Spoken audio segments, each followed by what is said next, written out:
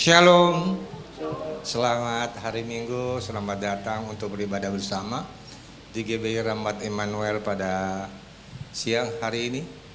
Kita akan segera memulai ibadah kita, dan untuk itu kami undang Bapak Ibu dan Saudara sekalian untuk bangkit berdiri.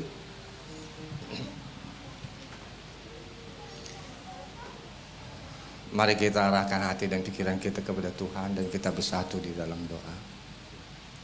Allah Bapa kami yang bertahta di dalam kerajaan surga, Tuhan yang kami kenal, kami sembah di dalam nama Yesus Kristus. Segala hormat dan puji syukur kami panjatkan hanya bagimu ya Bapa. Sungguh besar kasih setiamu. Engkau yang telah datang ke dalam dunia ini menjadi manusia untuk menyelamatkan kami dari hukuman dosa. Engkau juga memberikan Roh-Mu yang kudus kepada setiap kami, yang menolong kami di dalam berbagai-bagai kelemahan kami, mengingatkan kami akan firman-Mu, dan memampukan kami hidup sesuai dengan kehendak-Mu. Terpujilah nama-Mu ya Bapa. Ini kami anak-anak-Mu Bapa. Kami datang ke hadirat-Mu pada pagi siang hari ini. Kami hendak bersyukur, kami hendak berterima kasih atas segala kebaikan-Mu ya Bapa. Kami bersyukur, kami berterima kasih sepanjang minggu yang telah berlalu. Engkau telah menyertai, melindungi, dan memberkati kami. Dan Engkau telah menuntun langkah kami untuk datang ke hadirat-Mu pada pagi siang hari ini. Terima kasih Bapa. Kami ingin juga bernyanyi, memuji-muji, muliakan Engkau. Dan kami ingin mendengarkan kebenaran firman-Mu yang menguatkan iman kami ya Bapa. Kami berdoa bagi hamba-Mu Pendeta Erik Tanwijaya yang telah ada di tengah-tengah kami saat ini Bapa.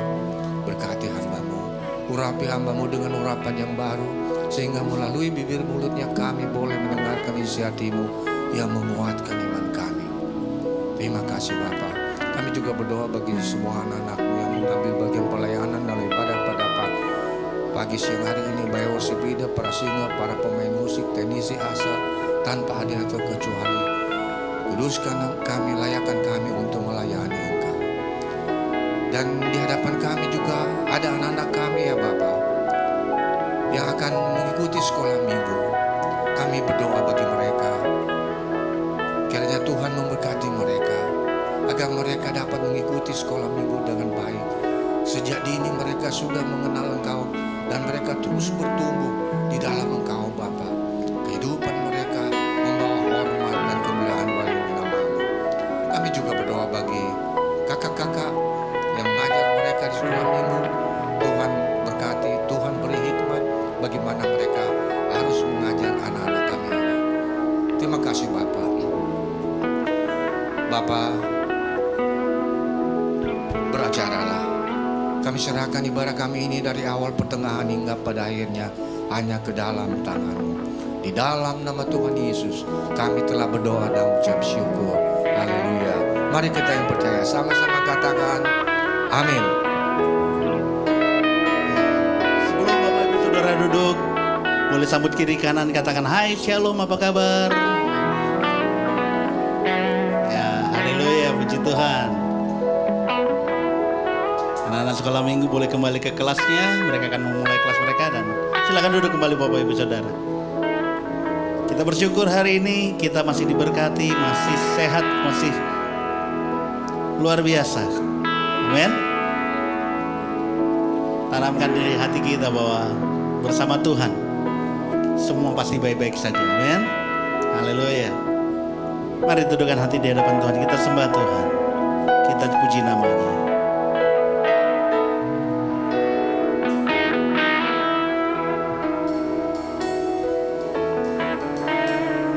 Bersama-sama.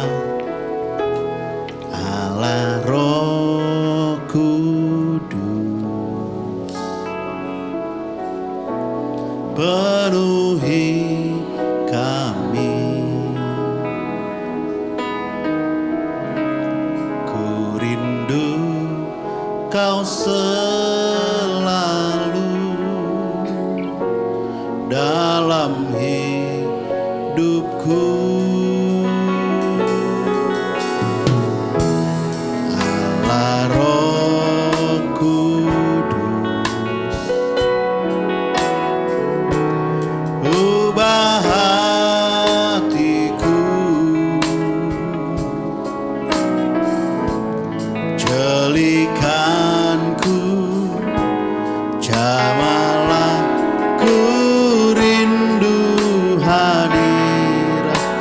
Sekali lagi yuk katakan bersama-sama dari awal.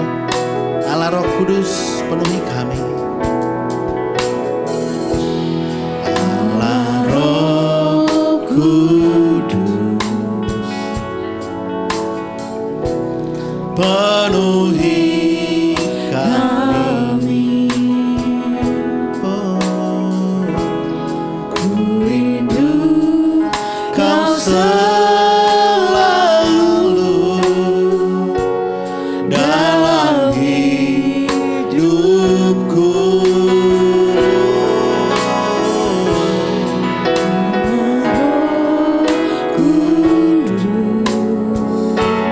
Ubah hati kami Tuhan. Ubah hatiku, Celikanku, celikanku, jamah kami Tuhan. jamahlah ku Rindu hadiratmu. Amin. Ku sembah kudus, kudus, kuduslah Tuhan, dan ku sanjung kau mulia, mulia bagi. Mari sama-sama bersama kita sembah Dia. Oh, ku sembah kudus, kudus.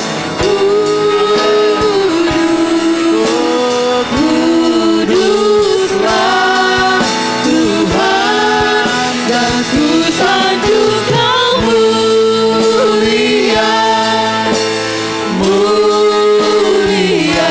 Hanya bagimu Tuhan.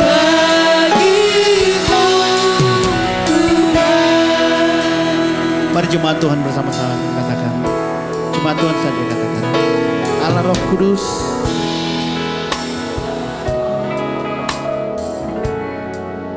Amin. Penuhi kami. Ku rindu kau selalu dalam hidupku. Allah Roh Kudus,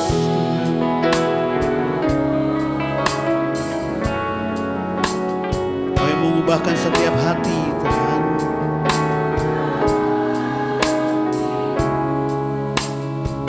Celikanku, jamah kami Tuhan. Yuk bersama-sama kita katakan di hadapan Tuhan kita. Oh, ku sembah kudus, kudus,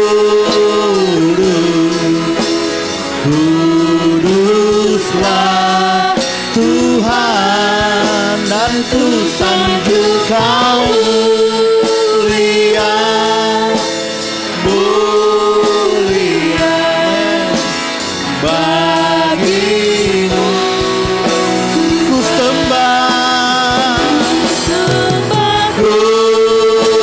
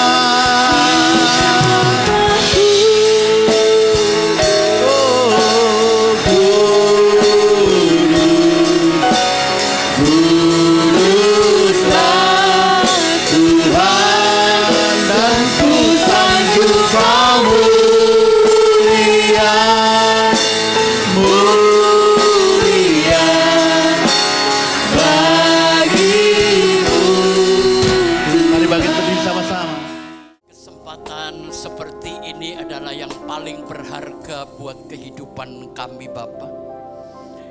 Kami datang untuk menjemput firman-Mu. Kami datang untuk menjemput perubahan. Kami datang untuk memperoleh kekuatan dan kemenangan. Terima kasih untuk minggu yang sudah kami jalani. Ekonomi, kesehatan, keluarga, bahkan iman kami tetap Engkau sertai. Dan saatnya hidup ini Engkau ubahkan menjadi lebih baik lewat firman-Mu hari ini. Kami siap untuk dibina Tuhan. Dan doa ini kami minta di dalam nama Bapa, Putra dan Roh Kudus. Di dalam nama Tuhan Yesus Kristus. Amin. Silakan duduk. Selamat pagi, selamat hari Minggu, selamat beribadah. Saudara, setiap manusia punya tujuan yang sama, membangun kehidupan. Setuju ya? Nah, untuk membangun kehidupan kita harus punya tujuan target. Mungkin target saya, tujuan saya berbeda dengan Anda. Saya orangnya simpel aja. Saya membangun kehidupan saya, tujuan utamanya adalah berbahagia. Itu nilai utama saya, bukan uang. Dan yang kedua, saya ingin menjadi manusia yang bermakna, berarti, berbagi, dan bermartabat. Dan yang ketiga, saya ingin menjadi makhluk Tuhan yang bisa menginspirasi banyak orang. Itu aja kok target hidup saya. Ya. Saudara, tapi apakah saudara berhasil membangunnya? Itu merangkak dan berdarah-darah. Perlu waktu yang panjang. Kenapa kita sulit membangun cita-cita kita? Saya merenung panjang dan saya akhirnya mendapatkan satu hal. Kecepatan keadaan atau situasi ini ya, tidak sebanding dengan kecepatan dan kemampuan seseorang untuk menyesuaikan diri. Sekali lagi saya ulangi. Kecepatan perubahan keadaan situasi kita kalah cepat, saudara. Dengan perubahan keadaan. Artinya untuk menyesuaikan diri itu kita tersandung-sandung. Jujur ya. Otak kita enggak secepat perubahan. Mental kita enggak secepat perubahan. Langkah kita juga enggak secepat perubahan. Tapi kita harus tetap melangkah. Kita tertinggal, kalah, atau sama dengan perubahan. Jangan pernah berhenti. Kita dituntut untuk punya pikiran yang kuat, cerdas, punya mental yang kuat, dan punya fisik yang tetap bisa diandalkan. Nah, hari ini nanti saya akan berbicara post power syndrome. Bagaimana saya mengubahnya menjadi post power strength.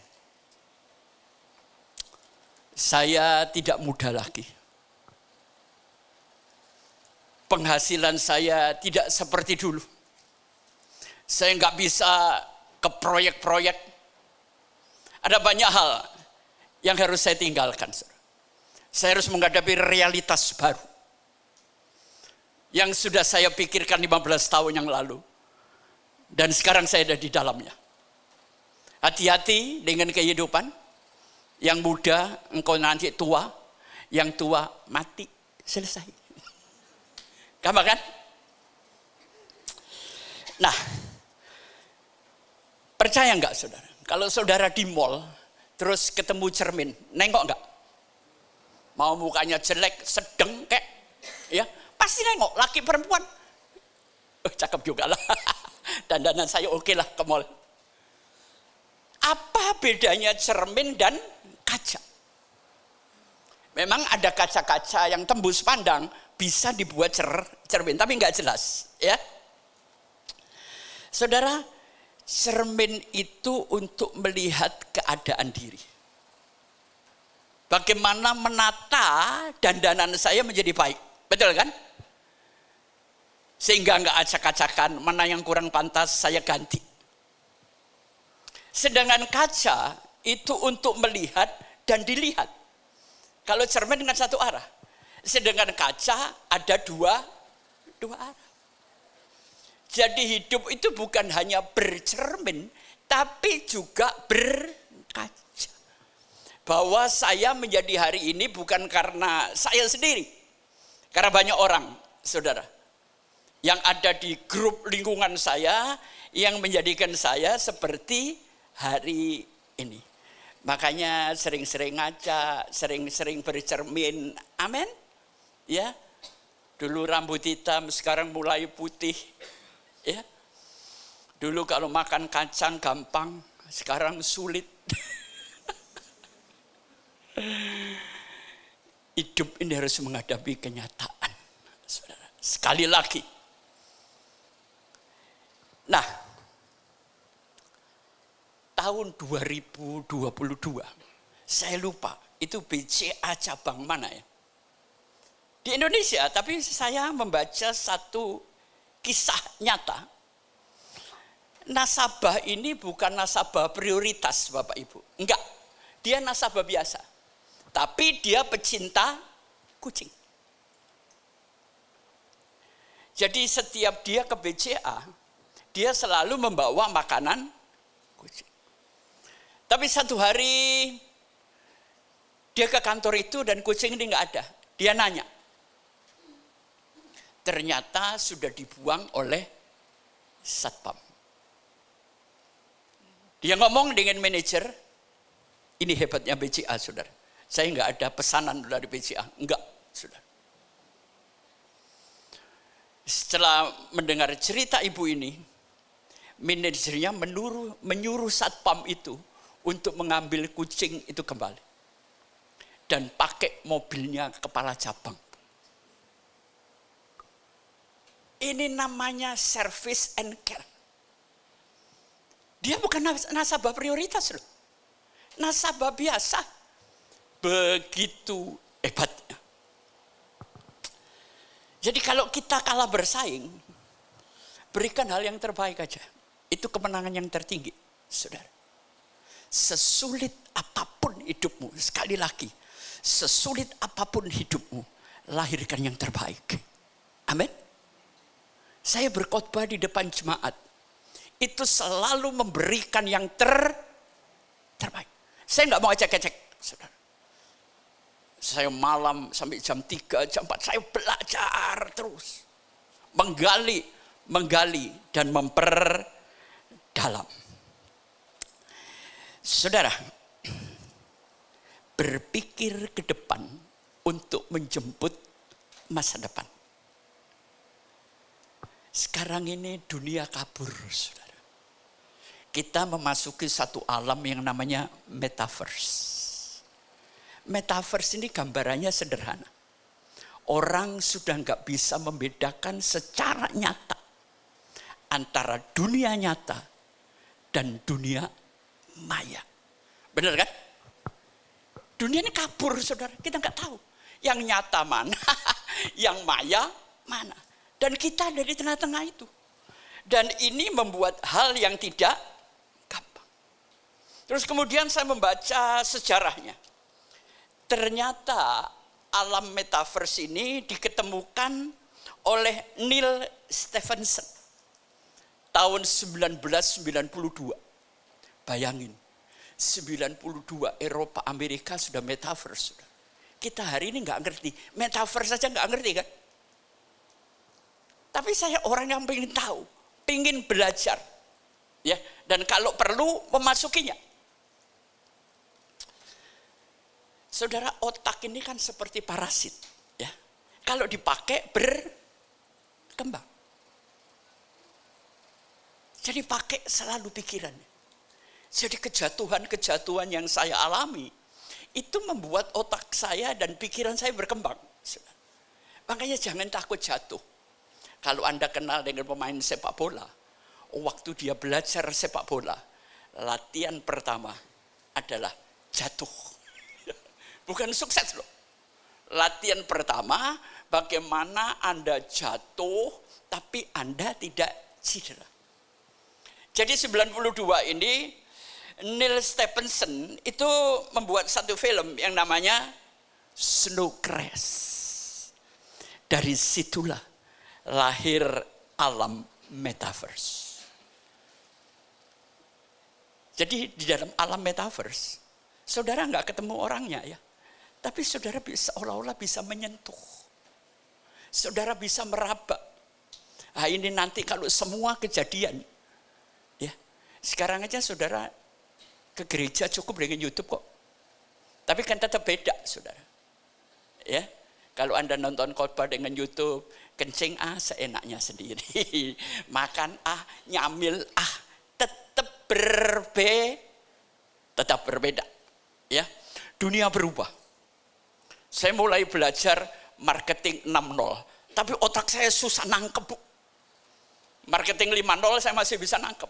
Marketing 6.0 minta ampun, gue setengah nggak ngerti. Semuanya serba teknologi. Jadi hati-hati dengan perkembangan-perkembangan zaman supaya hidup ini tetap bisa eksis. Saudara, pangkat yang tertinggi dalam hidup seseorang apa? Jenderal? Maha jenderal? Enggak. Pangkat tertinggi dalam dunia kerja pensiun. Amin. Sudah. Untungnya saya enggak pensiun-pensiun. Walaupun saya ingin memensiunkan diri saya sendiri. Saya ingin balik ke tanah kelahiran saya di Welingi, Blitar. Saya ada rumah kecil di sana. Hidup tenang, mungkin bisa melengkapi gereja-gereja desa, ya. Itu cita-cita saya. Mungkin akan saya laksanakan ya dalam waktu dekat, saudara. Setahun 2 tahun. Saya sudah capek di kota besar. Ya. Penuh tekanan, penuh tuntutan. Masa tua saya akan nikmatin. Terus anak saya nanya, dana pensiunmu berapa, Papa? Iya kan? Ngomong pensiun gampang. Saya pernah mengajar Anda dengan rumus FIRE dari Amerika kan? Bagaimana menyiapkan dana pensiun.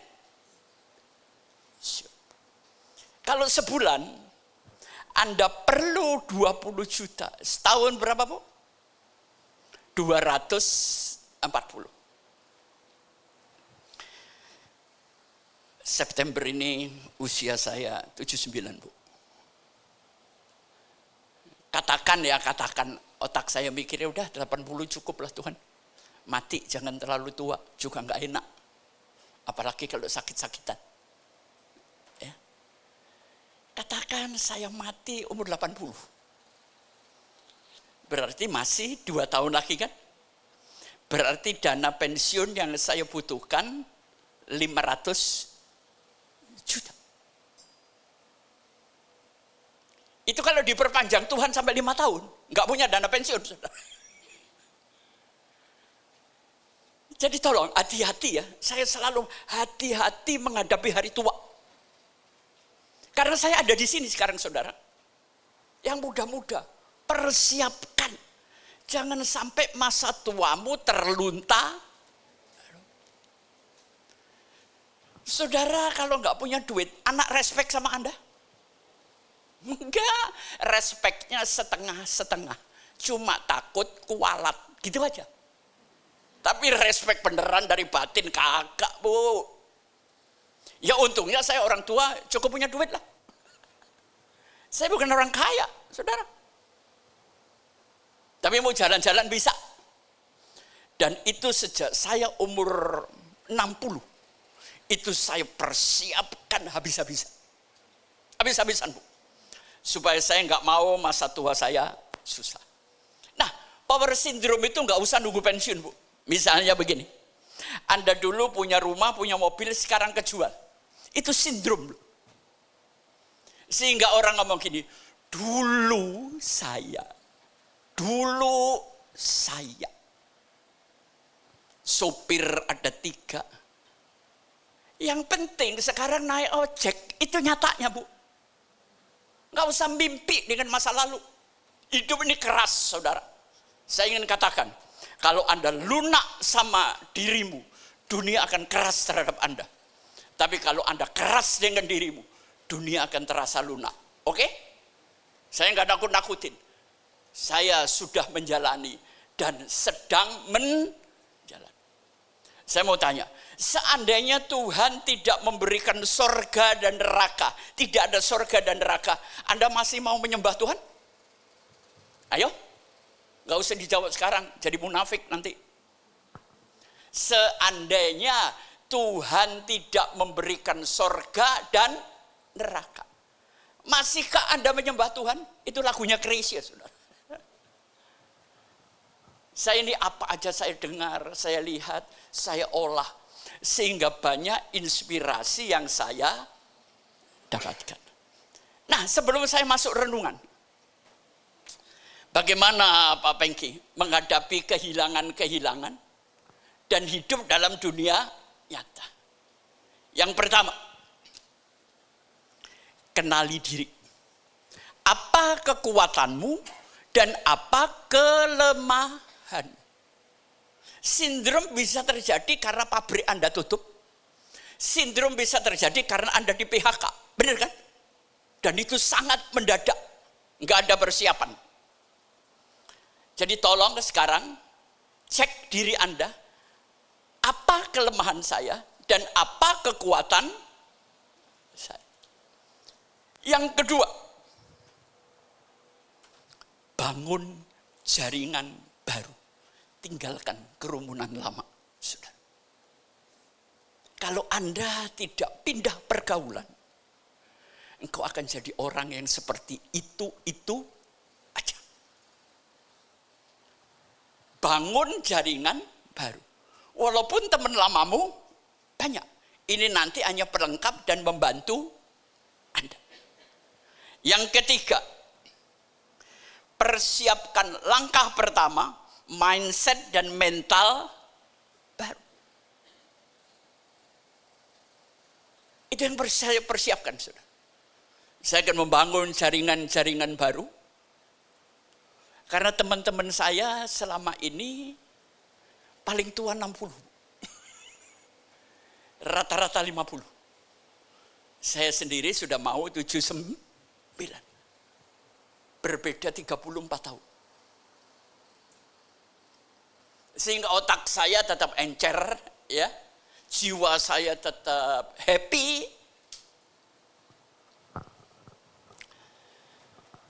Temukan pergaulan baru yang bisa membangun dalam era sindrom Anda. Setuju? Ya. Dan yang keempat yang saya lakukan sekarang adalah berbagi pengalaman dan ilmu kepada anak-anak muda. Di Surabaya saya banyak memberikan seminar gratis untuk anak-anak muda yang belum mendapat pekerjaan. Untuk anak-anak muda yang stres menghadapi itu. Gratis, Bu. Nah, kalau Anda mau gratis, ya nanti saya kasih saudara terbang ke Surabaya. Ya.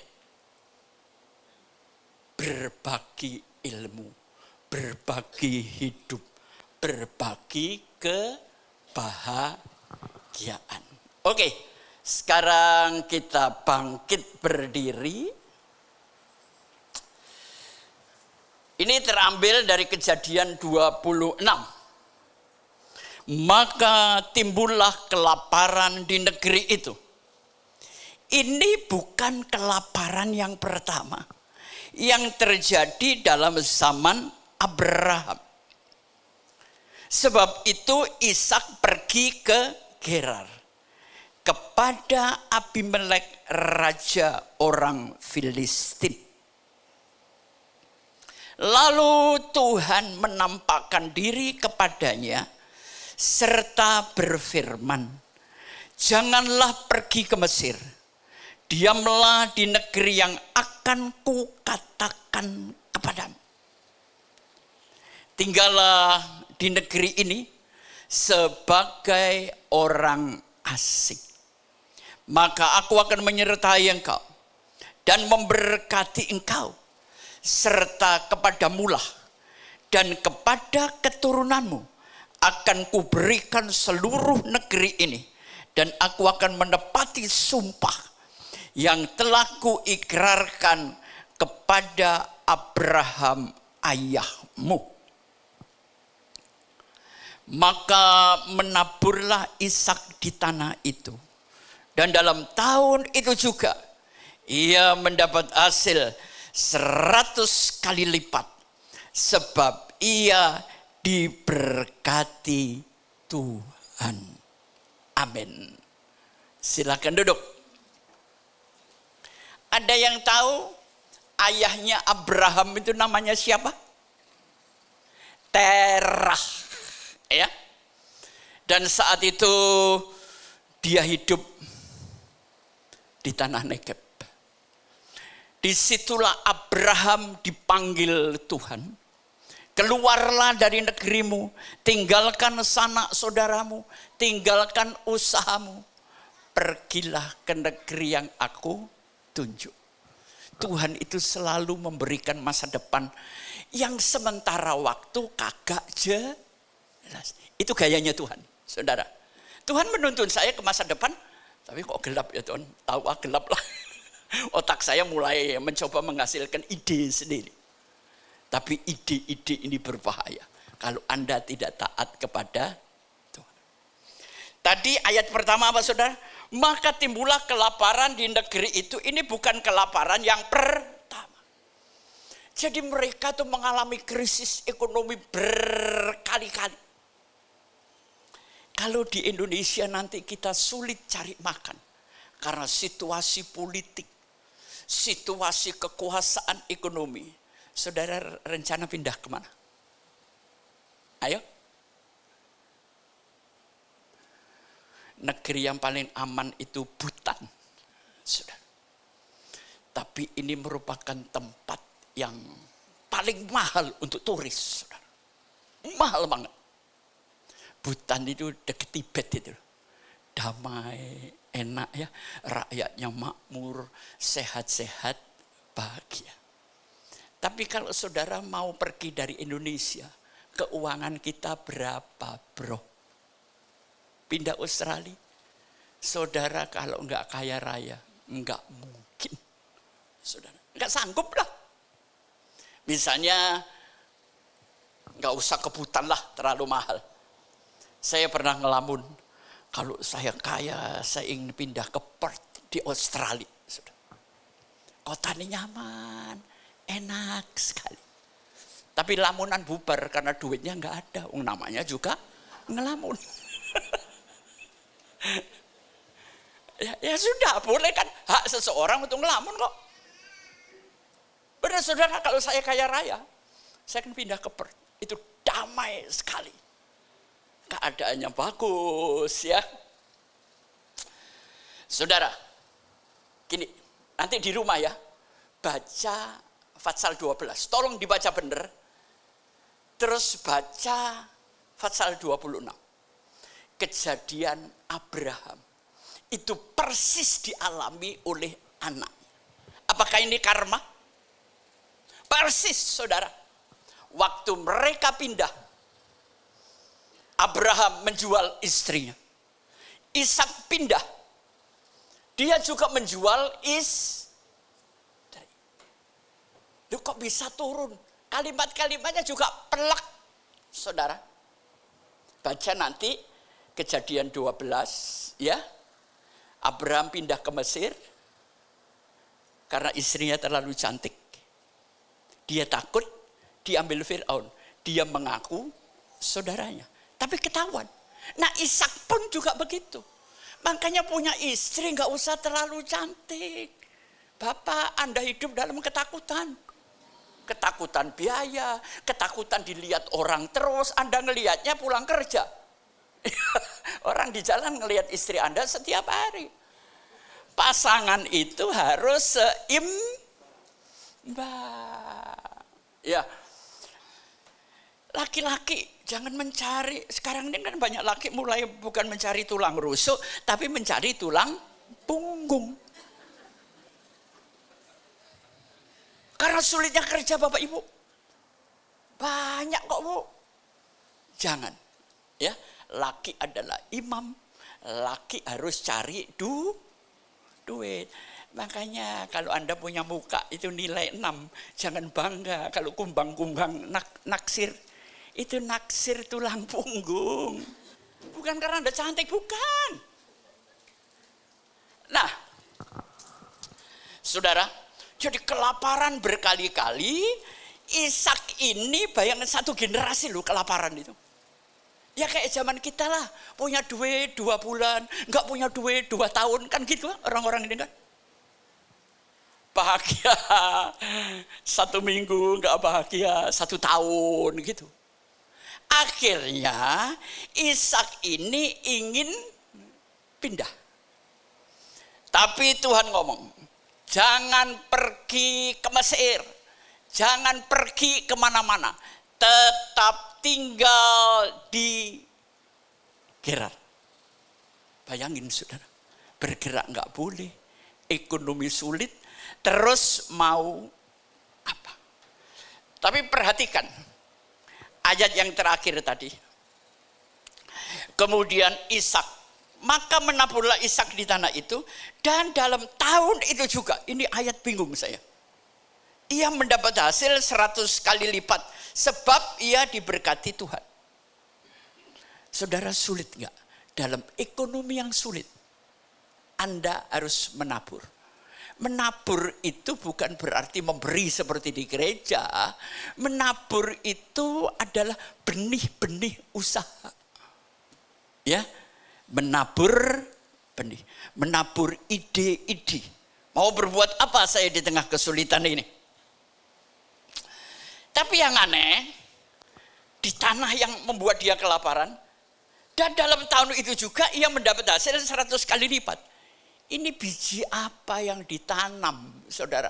Mangga perlu 5 sampai 10 tahun. Masa mau tanam cabai, mentimun yang 2 bulan panen, saudara? Ya bisa juga. Paling-paling saya mikir, diberkati, dia nabur, nanem, tahun itu dia dapat. Ya paling cabai, buah-buahan, semangka, yang setahun bisa menghasilkan. Tapi otak saya kepinteran. Sebetulnya bukan apa yang ditanam, tapi apa yang disembah. Karena ayat terakhir ngomong, sebab ia diberkati Tuhan. Tuhan gak perlu waktu untuk memberkati Anda. Amin. Dengar baik-baik. Tuhan tidak perlu waktu untuk memberkati Anda. Merintis profesionalisme, merintis usaha, capek Pak. Startup itu aja butuh 3 tahun. Itu pun 2 tahun gulung koming, tutup lagi. Ya kan zaman sekarang. Tapi kalau Tuhan yang memberkati, kita terheran. Sekali lagi, Tuhan tidak perlu waktu untuk memberkati Anda. Kapanpun dia berkati, titik. Itu pegangan iman saya. Maka menaburlah Ishak di tanah itu, dan dalam tahun itu juga ia memperoleh hasil. Walaupun gak sampai setahun, tapi ini proses menjadi. Amin. Saudara gak bisa berdoa, melek mata terus beras turun dari langit. Jebol plafon gentengmu, saudara. Hidup itu harus sadar. Ada proses menjadi. Enak mana Bu? Saudara ngelahirin langsung gede, kemudian makin tua makin kecil. Atau lahir normal, ya 3-4 kilo, kemudian makin gede. Proses menjadi ini butuh waktu dan kesabaran. Nanem dulu. Usaha kecil-kecilan dulu. Berbagi sama orang lain. Berbahagialah kalau saudara dikaruniai murah hati. Enggak banyak orang murah hati. Contohnya aja ya. Kalau saudara di perempatan, saudara kasih anak-anak ngamen berapa? Rata-rata. Tolong jawab. 2.000 kan? Mau ngasih 5.000 sayang enggak? Loh gitu kok hidup. Padahal 5.000 di rumah Anda enggak ada gunanya Bu. Tapi kenapa waktu dikasih orang jadi gede? Itu setan namanya, Bu. Saya sering ngomong kan, Anda kalau kencing sering kasih tips sama yang jaga. Saya kencing 5 kali. Saya habis 50.000, Bu. 10.000, 10.000. Saya kadang-kadang kasihan. Orang itu pakai handskun ya. Ngorek-ngorek kencing saya. Ngosek boker saya. Tapi kan dia sudah digaji. Oke, sudah digaji. Tapi hati nuranimu di mana, bro? Bayangin kalau salah satu keluarga besarmu jadi gitu loh. Setuju? Padahal 10.000 di kantong Anda mau dibeliin apa? Dadar jagung aja nggak boleh, Bu. Kenapa sih hidup harus sepelit itu gitu loh? Tuhan memberi, Tuhan yang mengambil. Amin. Saudara, di kantong saya selalu nukar 10.000-an, 5.000-an. Untuk apa? Setiap pulang saya tukar 500.000, Bu. Saya naik sepeda supaya sehat. Saya hampiri mbok-mbok ya, yang nyapu di komplek, satpam. Buat mereka 10.000 itu nasi bungkus 1, Bapak Ibu. Tapi mungkin buat Anda enggak berarti. Praktekkan, Tuhan memberkati luar biasa. Berilah kepada orang yang tidak bisa membalas Anda. Amin. Sulit amat sih. Saudara, di bank duitmu 5M. Terus Anda mati. Lupa kasih tahu. Terus gimana? Makanya bapak-bapak jujur sama istri. Ntar mati duitmu ditelen bank nanti. Kalaupun sudah tahu hartanya, saudara mati jatuh ke siapa? Anak punya suami. Menantu kan? Menantunya paling Anda benci, jatuh ke orang itu. Udah nikmati, bagikan kia-kia sana lo. Amin. Pikiran pengki itu waras enggak? Waras, saya enggak cerita surga neraka, Bu. Saya cerita nginjak bumi ini loh. Gimana caranya? Saya bahagia, menginspirasi, berarti dan bermakna. 5.000, 10.000. Anda investasi untuk akhirat, saudara. Kan saya sering ngomong, di dalam uangmu, itu ada uang saya yang dititipkan Tuhan. Amin. Saya enggak minta loh. Di dompetmu itu ada uang orang lain yang dititipkan Tuhan untuk engkau berikan. Siapa? Cleaning service.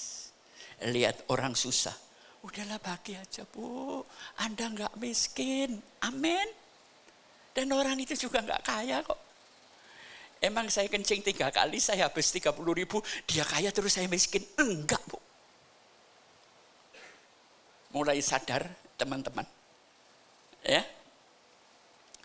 Dan kemudian tadi dikatakan, dan tinggallah di situ sebagai orang asing.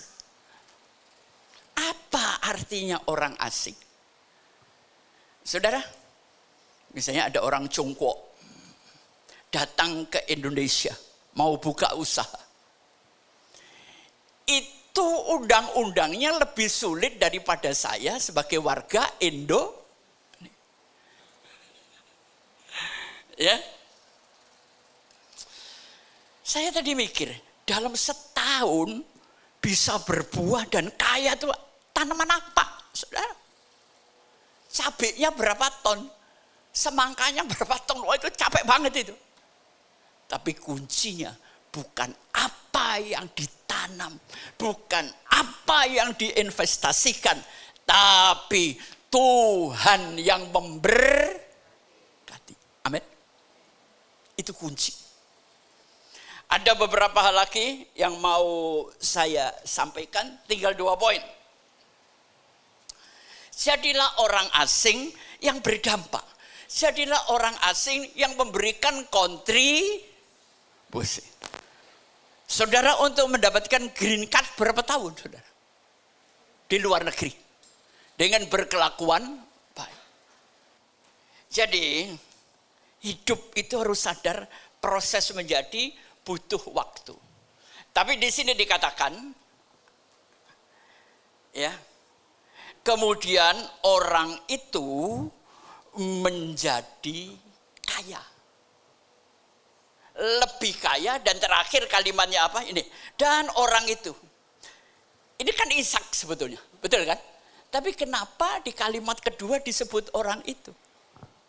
Karena ganti namamu, saudara.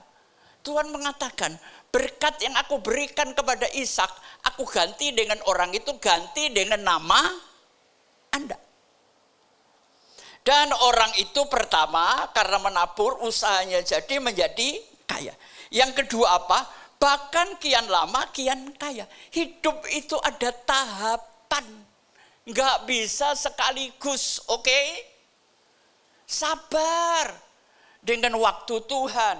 Dan terakhir ada 3 proses menjadi sangat kaya. Tahap 1, tahap 2, tahap 3. Siap hidup bertahap? Kalau engkau setia kepada perkara yang kecil, aku akan berikan perkara yang besar. Pak Pengki, Bapak sekarang ngalami post power syndrome enggak? Enggak, saudara. Saya merasa kehidupan saya hari ini lebih baik daripada yang waktu saya muda. Duitnya memang kalah, ya. Tapi saya orang nggak mau bicara duit, saudara. Kerja itu adalah belajar. Kerja itu adalah proses. Duit itu akibat. Amin. Kalau Anda tanam benih semangka, bisa nanti berbuah mangga. Itu yang gila siapa, saudara? Yang ngomong. Ya kan? Anda tanam pepaya, keluar pepaya. Bisa juga nggak jadi, bisa juga busuk. Tanam apa yang kau inginkan di hari tuamu. Mulai sekarang anak-anak muda, tanam. Investasikan. Ya, waktu, modalmu, semua. Nah, untuk bertahap ini perlu 3 hal. Pertama, sabar. Kedua, tekun. Ketiga apa? Konsisten. Jangan buka usaha jual soto Lamongan. 4 bulan kok nggak laris-laris. Pindah buka bengkel. Bengkelnya bangkrut. Lalu dagang batik. Kapan jadi orang? Bukan pindah kerja. Tapi cara kerja yang dirubah. Cara berpikir yang dirubah. Amin. Ya. Bukan bidangnya. Tapi anak-anak gen milenial ini kutu loncat, hobinya pindah, saudara. Bertahan 2 tahun, pindah. Ya memang kalau muda memang harus begitu ya. Cari pengalaman, 2 tahun cukup, 2 tahun cukup, 2 tahun. Lah kalau sudah umur 50, mau daftar kemana, saudara? Di depan aja kita diusir satpam, wis tuwek.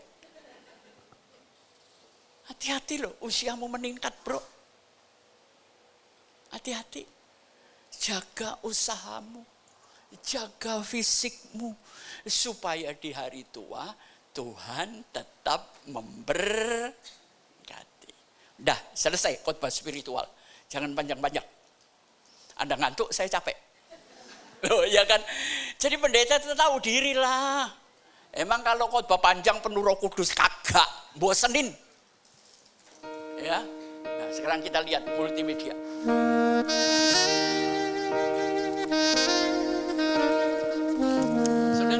Sebetulnya yang ngarang siapa? Anaknya Billy Graham. Billy Graham itu pendeta luar biasa.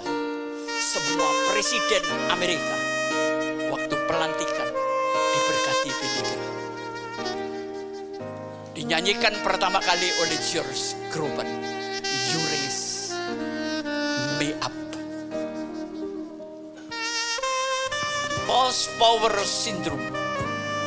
Jadi sindrom itu adalah kenangan, nostalgia, terikat oleh masa lalu. Itu post power syndrome. dulu saya. Siapa di sini yang sudah jadi papa? Angkat tangan yang sudah jadi ayah. Ya. Bapak-bapak, papa-papa, ayah-ayah, Anda sering ngomong gak sama Anda? Papa dulu nak. Woi. Gua butuh bapak sekarang, gak dulu. Dulu lu belum jadi bapak. Jangan pernah ngomong bapak dulu. Ini eranya udah berubah toh. Ayo sekarang. Bapak-bapak, ibu-ibu bisa ngajarin anak SMP? Menyerah saya, Bu. Gak nyambung otak saya.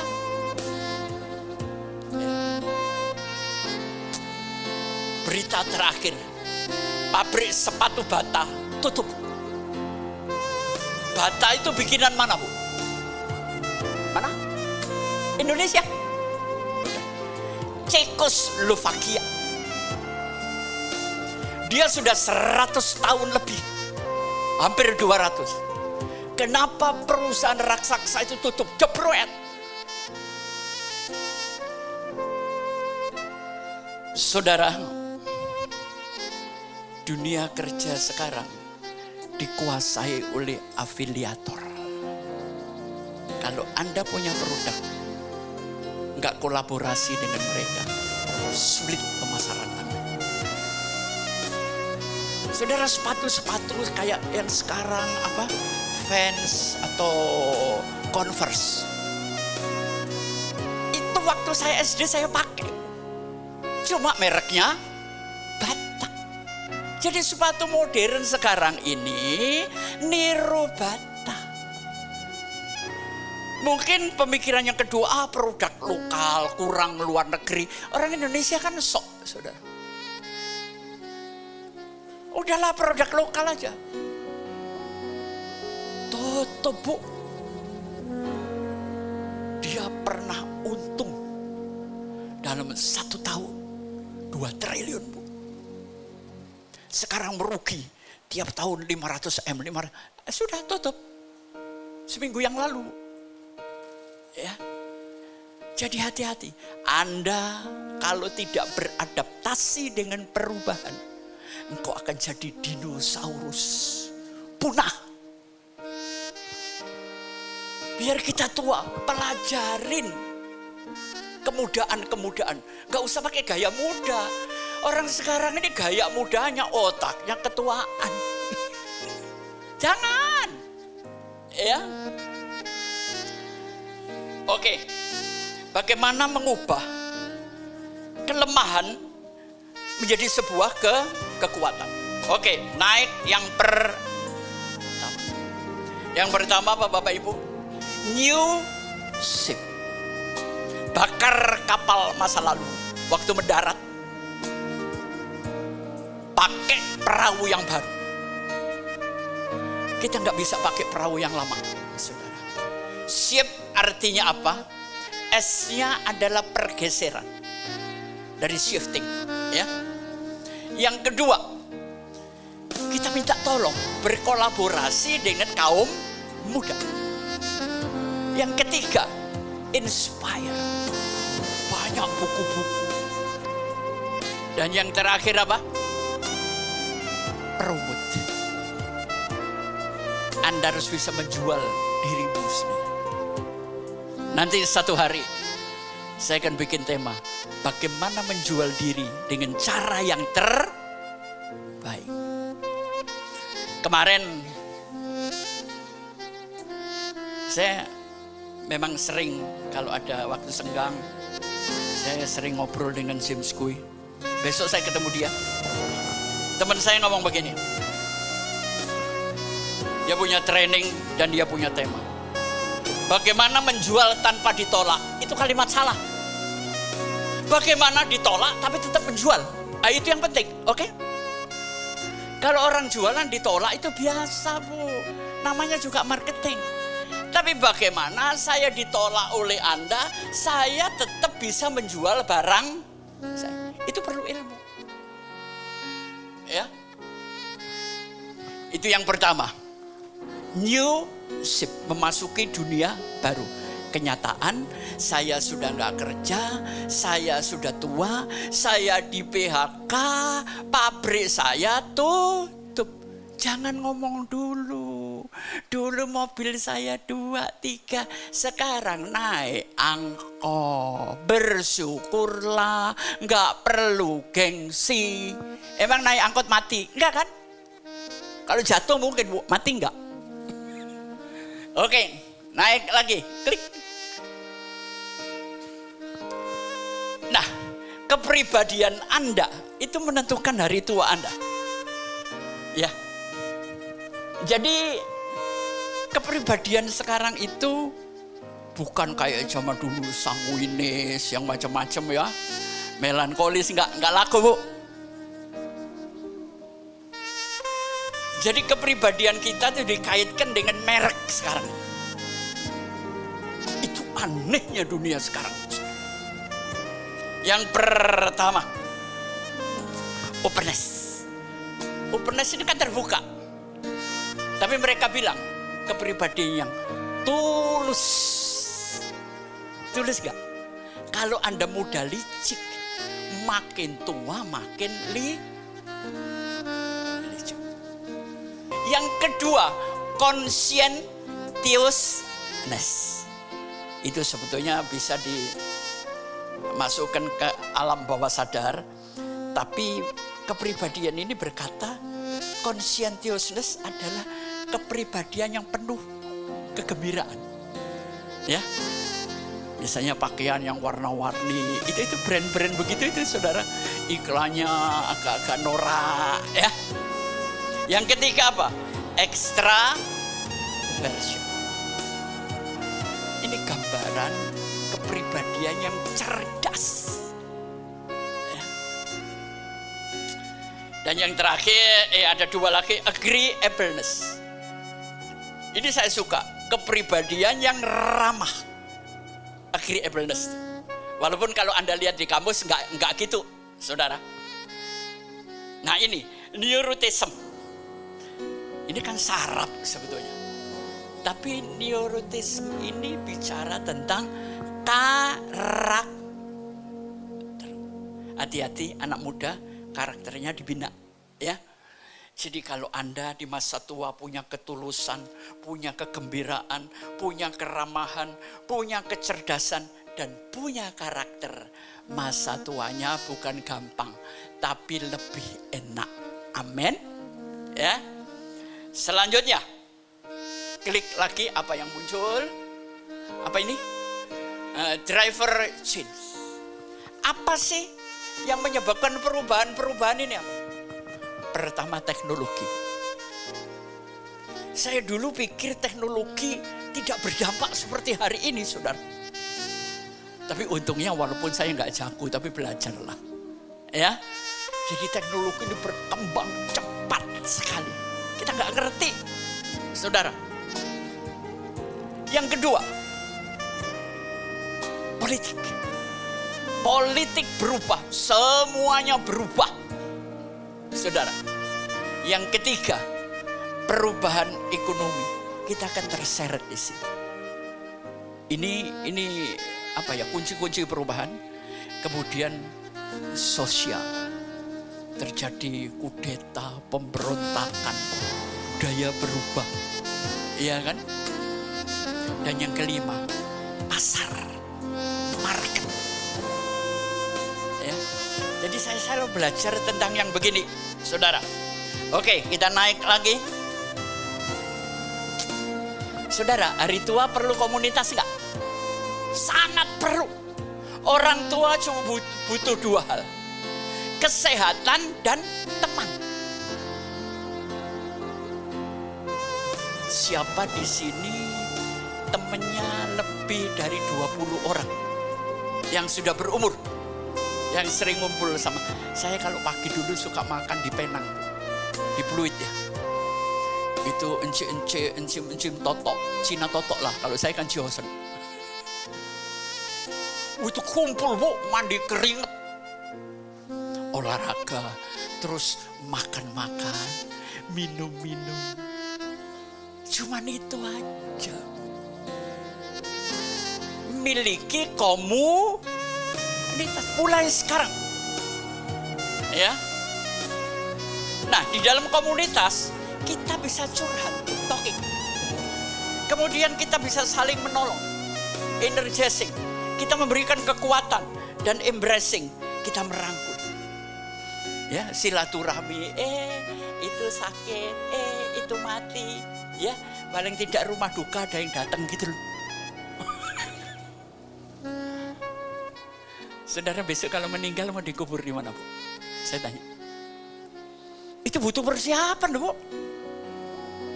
Peti mau putih, hijau, merah atau coklat. Tulis di agenda saudara, pesan sama anak-anak. Iya. Tapi kalau saudara dengar kabar Pak Pengki mati, Pengki mati, kasihan ya. Nggak ada yang dongeng lagi, nggak ada yang nyeritain lagi. Otak jadi goblok semua nanti. Bener Kak, Pak ya, yang pakai kaos hijau itu. Iya.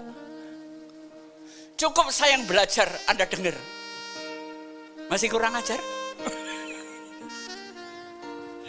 Oke, ini perlunya sebuah komunitas.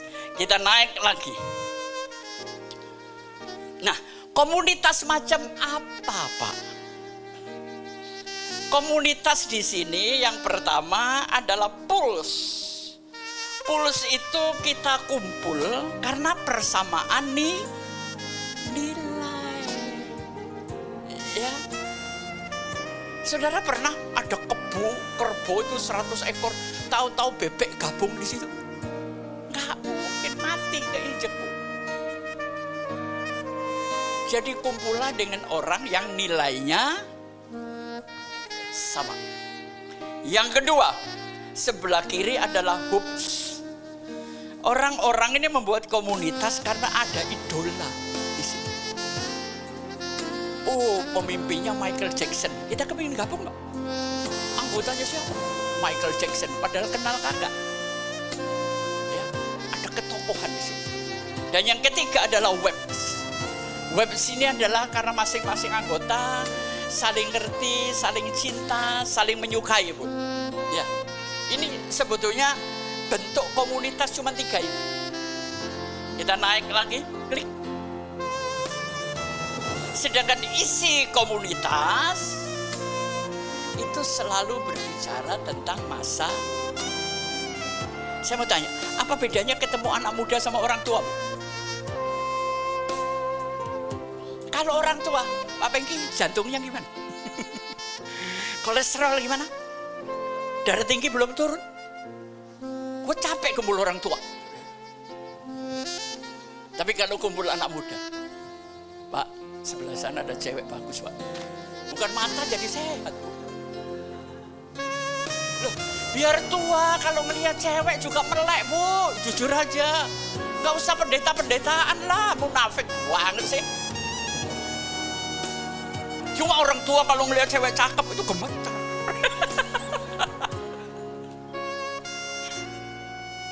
Ya.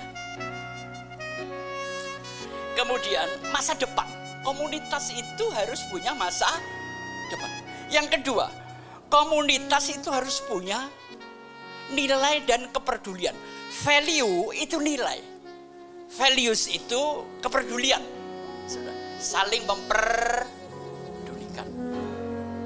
Dan yang ketiga, punya identitas diri. Saudara mau kumpul di dalam komunitas Anda, masuk bapak-bapak yang resek. Males kan? Nah, identitasnya jelas. Ya, oke, naik lagi, klik. Saudara, perhatikan 4R ini. Ya. Di masa tua, kita perlu 4R, saudara. Bukan masa tua, ya sekarang pun perlu. Relief. Ada yang berkata relief itu kayak di Candi Borobudur ya. Pahatan. Padahal sebetulnya bahasa relief itu adalah meringan. Dengan komunitas terasa ringan kan? Ada tempat curhat. Yang kedua, recovery. Menemukan sahabat-sahabat Yang ketiga, reform. Kita dengar cerita satu sama lain dan akhirnya pikiran jadi fresh, ya. Dan yang terakhir, rise. Ada semangat yang naik, ada pikiran yang naik, ya. Kita naik lagi. Kita mau selesai. Saudara, apa yang kamu tanam akan kamu tuai. Kalau engkau memberi, engkau menerima.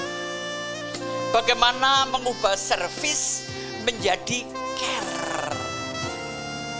Kalau selama Anda belum tua, Anda menservis banyak orang, nanti hari tuanya mereka care sama Anda. Oke? Ya. Saya mau bicara servis dulu. Ada servis yang tidak terlihat. Apa itu? Senyum. Itu servis loh, Bu. Makanya mulut jangan manyun terus. Oh, tabok gitu. Dengar khotbah gak usah manyun, sok mikir gitu, gak usah, dengerin aja. Ya, siap memberikan senyum kepada orang lain. Tegur namanya. Orang itu paling senang ditegur namanya. Itu servis sehari-hari, Bu. Emang harus punya toko dulu baru servis? Kagak. Anda adalah sebuah produk. Ya, sekali lagi. Penciptanya Tuhan. Kita ini produk, Pak. Dan kita yang kita jual. Yang kedua, inspirability. Ya. Saya buka catatan karena otak saya sering ngeheng, saudara. Menservis, melihat orang itu siapa di kelas mana. Dan dia butuh apa, saudara. Kalau saya ngomong makan bersama orang Eropa, saya harus tahu cara mereka makan. Amin. Ini namanya inspirability. Siapa pelanggan Anda. Dan yang ketiga adalah variability. Ini variasi aja. Saudara harus tahu dengan siapa Anda bertemu. Ya, yang sudah saya ceritakan tadi. Nah, yang sulit ini perishability. Jadi perishability adalah saat kita ketemu spontan dengan seseorang. Servis apa yang kau berikan? Servisnya dengarkan dia ngomong. Listening itu adalah servis. Amin. Sederhana loh yang saya ceritakan ini. Enggak mulu-mulu. Supaya di hari tua Anda punya komunitas yang baik. Enggak sindrom. Oke, kita mau selesai. Naik lagi. Nah, sekarang terakhir. Gini. Suami ibu adalah seorang laki-laki. Tapi belum tentu dia pria, Bu. Laki-laki itu lahir urusan kelamin ciptaan, tapi pria adalah kedewasaan, proses jiwa mental. Tapi cari suami yang memiliki kebapaan. Setuju? Gimana suamimu? Herman sudah punya roh bapak ki? Belum, kadang-kadang muncul, kadang-kadang enggak, Pak. Itu kesurupan. Kalau seorang jadi laki-laki, pria, bapak. Kalau sudah mencapai hati bapak, itu kesempurnaan. Coba tengok suamimu, sudah pria belum? Punya hati bapak enggak? Oh, anak-anak dia, Pak. Ya. Care yang terakhir. Jadi di sini saudara melihat apa arti daripada care, ya. Care ini adalah corps.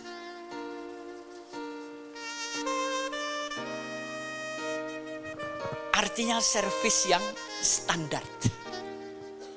Standar aja. Yang penting layani dengan baik, gak usah senyum, gak usah tegur sapa, ya gak apa-apa lah. Tapi sopan. Ya. Yang kedua, add extra mile. Ini adalah servis tambahan. Ya. Servis tambahan itu penting. Dan yang ketiga, recognize, ya.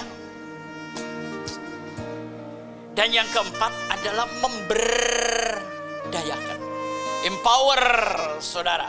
Jadi hati-hati di masa tua kita harus care, punya hati Bapa. Maka sindrom Anda akan hilang. Dan yang terakhir kita buka satu lagi, klik. Oh masih ada. Saudara, di hari tua cintamu bertumbuh atau berkurang? Cinta yang bertumbuh. Cinta itu gak stuck. Apa sih cinta itu? Love itu singkatan L-nya listen to unspoken. Mendengarkan apa yang tidak terdengar. Sering gak istrimu cuma komat kamit? Itu bahasa yang paling surgawi itu. Ngomel kakak jelas. Nah itu harus didengarin Bu, supaya keluarga Anda selamat. Kedua, observe the unseen. Melihat yang tidak terlihat. Misalnya kalau istri mulai pagi sampai malam senyum terus, ada kemungkinan gila juga Bu. Tapi ada kemungkinan hatinya riang. Dan bagaimana sikap suami? Atau dari pagi bangun tidur sampai mau tidur muanyun terus, nggak usah dipikir, tapuk. Yang keempat, jadi cinta itu adalah sebuah tindakan dan perilaku. Bapak-bapak sering kasih kejutan sama istri nggak? Sering. Nggak minta belikan berlian. Pingsan dia, mati. Selesai. Ya. Berikan dulu waktu pacaran, nggak minta sepatu, dibeliin sepatu. Masih sering sekarang Ki? Jarang. Doa puasanya nggak kewujud permintaannya. Dan yang terakhir, jadi keterlibatan. Cinta bukan cuma slogan, tapi keterlibatan. Ya, kayaknya kita selesai. Klik, ya. Dan selalu berdoa. Tuhan memberkati.